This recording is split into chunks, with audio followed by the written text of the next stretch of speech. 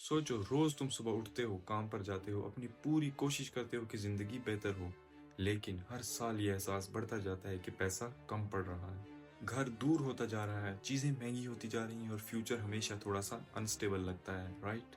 और अगर तुम सोच रहे हो कि सिर्फ तुम्हारी पर्सनल प्रॉब्लम है, तो यहीं रुक कर सोचो, क्योंकि ये किसी एक इंडिविजुअल की नहीं बल्कि पूरे सिस्टम की कहानी है। इस वीडियो में हम स्टॉक्स या क्रिप्टो के चार्ट्स डिस्कस नहीं कर रहे, बल्कि उस फाउंडेशन को देख रहे हैं जिस पर पूरी फाइनेंशियल दुनिया खड़ी है।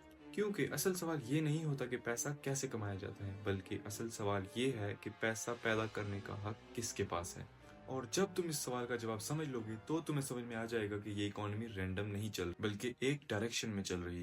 ज्यादातर लोग यहीं पर गलत देख रहे होते हैं। उन्हें लगता है कि पैसा सिर्फ एक न्यूट्रल टूल है, एक एक्सचेंज का जरिया। लेकिन हिस्ट्री हमें बताती है कि पैसा कभी भी न्यूट्रल टूल नहीं रहा। जिसके पास पैसा इशू करने का इख्तियार होता है, उसके पास फैसले करने की ताकत भी होती है। और ये फैसले सिर्फ मार्केट्स को नहीं, बल्कि पॉलिटिक्स और लोगों की जिंदगियों को भी शेप करते हैं। इस कहानी की शुरुआत किसी क्लासरूम से नहीं, बल्कि एक क्राइसिस से होती है। 17वीं सेंचुरी के आखिर में इंग्लैंड जंगों के बाद फाइनेंशियली थक चुका था। गवर्नमेंट्स के पास पैसा नहीं था और उस वक्त टैक्स बढ़ाना पॉलिटिकल सुसाइड होता। और उस वक्त एक सोल्यूशन निकाला गया, एक ऐसा इंस्टीट्यूशन जो गवर्नमेंट को उधार दे सके। लेकिन ये पैसा कहीं रखा हुआ नहीं था, बल्कि कर्ज के जरिए क्रिएट किया जाता था, और उस कर्ज के साथ इंटरेस्ट भी जुड़ा होता था। और यहाँ से ही एक नया रूल क्वाइटली इंट्रोड्यूस करा दिया गया। गवर्नमेंट पैसा खुद क्रिएट नहीं करेगी, बल्कि उधार लेगी।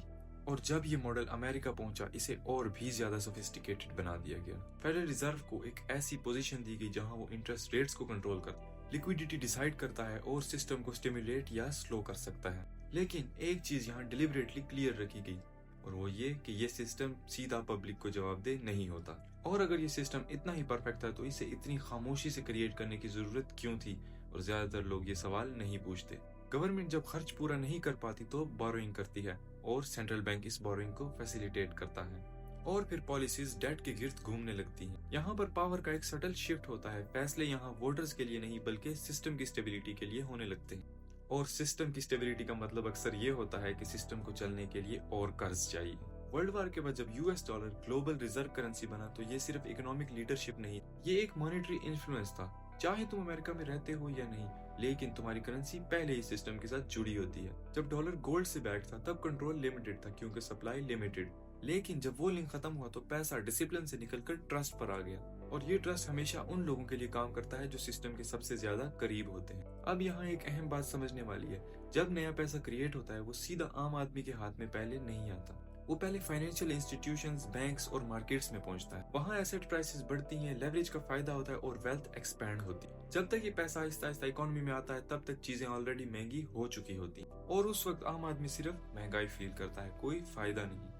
यहीं से लोग कंफ्यूज हो जाते हैं कि वो मेहनत तो ज्यादा कर रहे हैं, लेकिन प्रोग्रेस कम क्यों हो रही है। इस सिस्टम का असली फ्यूल पैसा नहीं, बल्कि कर्ज है। और अगर कर्ज रुक जाए, तो पैसा भी रुक जाता है। और इसीलिए हमें लोन्स लेने पर इंकरेज किया जाता है, और सेविंग्स को आहिस्ता आहिस्ता पनिश किया जाता है। इंटरेस्ट रेट सिर्फ नंबर नहीं होते, वो बिहेवियर को कंट्रोल कर, लोगों को ज्यादा काम करने, ज्यादा रिस्क लेने और फ्यूचर को गिरवी रखने पर मजबूर किया जाता है। और ये कोई एक्सीडेंट नहीं, बल्कि इस सिस्टम की नेचुरल आउटकम है।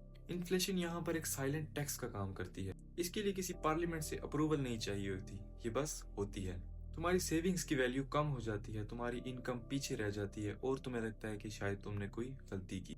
और इसमें सबसे खतरनाक बात यह है कि लोग सिस्टम को क्वेश्चन करने के बजाय अपने आप को ब्लेम करना शुरू कर देते। Central banks, commercial banks, government और मार्केट्स को अक्सर अलग अलग चीजें समझा जाता है, लेकिन असल में ये एक ही कंट्रोल लूप के अलग अलग पार्ट्स हैं। सेंट्रल बैंक्स लिक्विडिटी देते हैं, बैंक्स उसे मल्टीप्लाई करते हैं, मार्केट्स इन्फ्लेट होती हैं, गवर्नमेंट्स और ज्यादा बारो करती हैं, और इसके नतीजे में होने वाली इन्फ्लेशन का बोझ उठाती है पब्लिक। और जब ये सिस्टम हिल जाता है, तो सोल्यूशन हमेशा एक ही होता है, और ज्यादा लिक्विडिटी, यानी और ज्यादा पैसा। सिस्टम को बचाने के लिए पब्लिक की परचेजिंग पावर को सैक्रिफाइस किया जाता है।